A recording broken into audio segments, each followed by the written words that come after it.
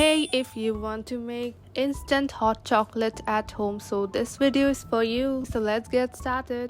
এটা একটা KitKat chocolate drink, so এটা দিয়ে আজকে আমি হট চকলেট বানিয়ে দেখাবো। অ্যান্ড এই প্যাকেটের ভিতরে 10টা স্টিক্স থাকে অ্যান্ড এই স্টিক্সগুলো বেশ বড়।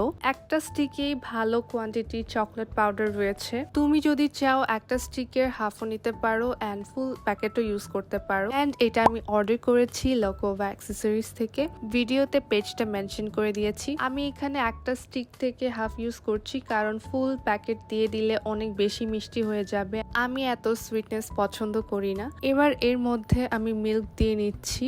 তোমরা চাইলে এটা গরম পানি দিয়েও খেতে পারো, বাট মিল্ক দিয়ে খেলে বেশি ফ্লেভারফুল হবে। এখন আমি এটাকে খুব ভালো মতো মিক্স করে নিচ্ছি অ্যান্ড এটা খেতে অনেক মজা। অনেক ইজিলি 2 মিনিটসের মধ্যেই আমার হট চকলেট রেডি হয়ে গিয়েছে।